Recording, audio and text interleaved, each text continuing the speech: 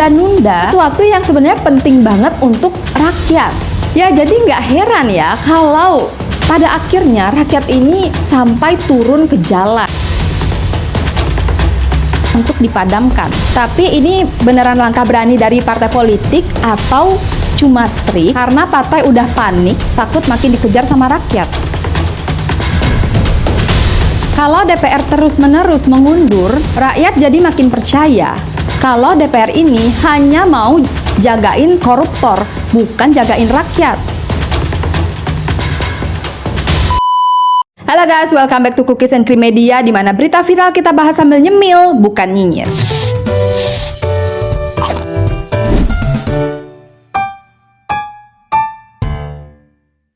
Demo di berbagai kota benar-benar bikin suasana panas belakangan ini. Gak cuma turun ke jalan, masa juga sampai melakukan penjarahan di rumah-rumah politisi kayak Ahmad Syahroni, Nafa Urbah, Uya Kuya, Eko Patrio, bahkan sampai Menteri Keuangan Sri Mulyani. Situasi makin kacau, bentrok dengan aparat tidak terelakkan, dan keresahan masyarakat pun makin meluas. Tapi akhirnya guys, tensi agak mereda setelah Bapak Presiden Prabowo Subianto muncul dan ngumumin pengumuman penting.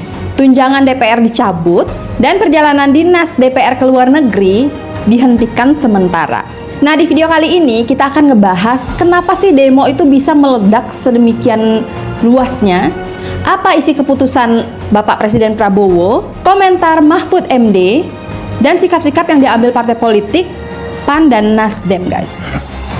Para pimpinan DPR menyampaikan akan dilakukan pencabutan beberapa kebijakan DPR RI, termasuk besaran tunjangan anggota DPR dan juga moratorium kunjungan kerja ke luar negeri. Kepada seluruh masyarakat, silahkan sampaikan aspirasi yang murni dan tuntutan dengan baik dan dengan damai. Oke, pertama kita bahas tentang keputusan yang diambil oleh Bapak Presiden Prabowo. Jadi guys, setelah demo makin luas terjadi di mana-mana dan juga terjadi penjarahan di rumah-rumah beberapa anggota DPR, Presiden Prabowo akhirnya buka suara. Ada dua poin penting yang disampaikan oleh Bapak Prabowo. Yang pertama yaitu tunjangan DPR dicabut. Langkah ini memang sangat ditunggu-tunggu oleh masyarakat, mengingat seperti yang kita tahu ya, tunjangan DPR ini sudah kelewat besar gitu, apalagi ditambah dengan adanya tunjangan perumahan senilai 50 juta rupiah per bulan yang sangat jomplang dengan keadaan masyarakat saat ini, di mana tunjangan DPR ini bisa 10 kali lipat lebih besar daripada UMK di Jakarta. Poin yang kedua yang disampaikan oleh Presiden Prabowo yaitu perjalanan dinas DPR ke luar negeri dihentikan alias dimoratorium.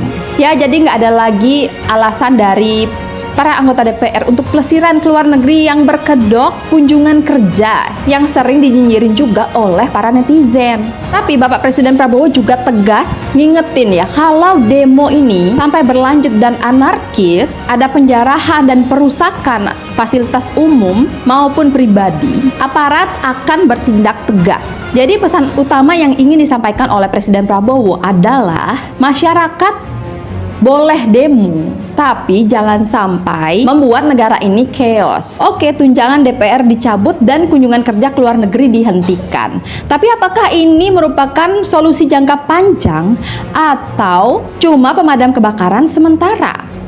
Karena setiap aspirasi itu sering diremehkan. Sudah ada beritahu ini, tindak lanjutnya tidak ada, sehingga lalu berakumulasi, jadilah tragedi yang sangat memilukan, memakan korban nyawa. Lanjut ke pembahasan kita yang kedua, yaitu komentar pedas dari Bapak Mahfud MD. Ya, menurut Bapak Mahfud MD, demo ini sebenarnya bukan hanya karena adanya tunjangan besar dari DPR, atau bukan juga karena DPR itu joget-joget gitu ya. Itu hanya pemantik.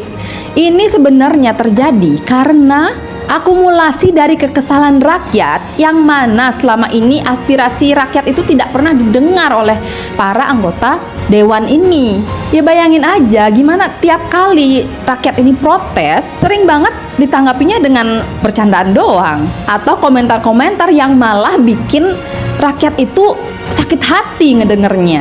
Jadi kan kesannya itu politisi itu tidak ada rasa empatinya dan terkesan arogan. Kekesalan dan kemarahan rakyat itulah yang bikin ledakannya menjadi sebesar ini. Pak Mahfud juga mengingatkan soal rancangan undang-undang perampasan aset. Kata Pak Mahfud, ini adalah salah satu contoh di mana para anggota DPR ini sering menunda-nunda sesuatu yang sebenarnya penting banget untuk rakyat. Ya, jadi nggak heran ya kalau pada akhirnya rakyat ini sampai turun ke jalan. Nah guys, sekarang kita bahas tentang sikap partai politik terhadap kadernya yang diduga bersikap tidak pantas dan menyakiti hati rakyat. Dari Partai Nasdem atau Nasional Demokrasi, Bapak Surya Paloh sebagai Ketua Umum akhirnya ambil keputusan tegas. Ahmad Syahroni dan juga Nafa Urba akhirnya dinonaktifkan guys dari DPR. Ya karena seperti yang kita tahu, keduanya sempat bikin statement yang bikin publik panas. Syahroni contohnya, ia sempat bilang orang yang mau membubarkan DPR adalah orang yang paling tolol sedunia. Nah, sangat tidak pantas kalau seorang wakil rakyat ngomong seperti itu. Gimana rakyat nggak murka?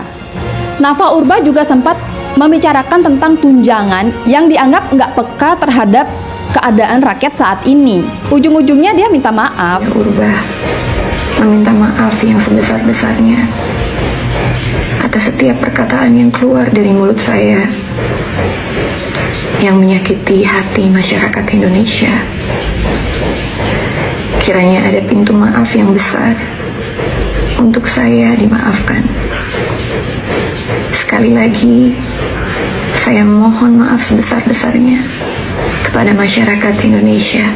Tapi ya gimana, nasi sudah menjadi bubur. Sejak Senin 1 September 2025, DPP Partai Nasdem menonaktifkan Saudara Ahmad Syahroni dan Nafa Urba sebagai anggota DPR RI dari fraksi Partai Nasdem. Nggak cuma Nasdem, Partai Amanat Nasional atau PAN juga kena imbasnya. Untuk menonaktifkan saudaraku Eko Hendro Purnomo dan saudaraku Surya Utama sebagai anggota DPR RI. Langsung juga menonaktifkan Uya Kuya dan Eko Patrio. Ini juga jadi bukti kalau partai-partai politik ini mulai sadar ya. Kalau misalkan mereka tidak cepat mengambil keputusan, maka kemarahan dari rakyat ini semakin susah untuk dipadamkan. Tapi ini beneran langkah berani dari partai politik atau cuma trik karena partai udah panik, takut makin dikejar sama rakyat? RUU perampasan aset itu adalah aspirasi yang paling kencang disuarakan oleh semua elemen pejuang-pejuang demokrasi. Nah, sekarang kita bahas tentang rancangan undang-undang perampasan aset. Jadi demo kali ini nggak cuma soal tunjangan DPR, tapi ini merupakan momen yang tepat untuk mendesak DPR mengesahkan rancangan undang-undang perampasan aset. Karena undang-undang ini bisa jadi senjata buat negara untuk ngerebut aset hasil korupsi atau kejahatan ekonomi. Selama ini aturan kita sangat lemah, jadi ya gitu. Banyak banget harta koruptor yang nggak bisa disentuh, nggak sebanding dengan hukuman yang diterima. Hal ini juga menjadi salah satu dari 12 tuntutan yang disampaikan oleh salah seorang aktivis diaspora, yaitu Salsa Erwina Hutagalung, yang menegaskan bahwa saat ini rakyat tidak bisa lagi untuk dikecewakan atau mendengar janji kosong, karena aspirasi masyarakat saat ini sangat jelas dan mendesak. 359 ini adalah 12 hal yang kita tuntut dari kalian kalau memang kalian mau menunjukkan bahwa kalian masih berpihak kepada masyarakat. Pertama, sahkan rancangan undang-undang perampasan aset sekarang juga sebelum 5 September tengah malam. RUU perampasan aset ini adalah tuntutan yang serius. Kalau DPR terus-menerus mengundur, rakyat jadi makin percaya kalau DPR ini hanya mau jagain koruptor, bukan jagain rakyat. Bagaimana menurut kalian? Oke guys, segitu dulu pembahasan kita kali ini. Apakah menurut kalian langkah-langkah yang diambil oleh Presiden Prabowo dan juga partai-partai politik sudah cukup untuk meredam kemarahan dari rakyat? Atau jangan-jangan ini barulah pemicu awal perubahan besar politik di Indonesia? Tulis pendapat kalian di kolom komentar guys. Jangan lupa like dan subscribe channel ini guys, biar kalian juga nggak ketinggalan info terupdate lainnya. Sampai jumpa di video berikutnya. Bye-bye.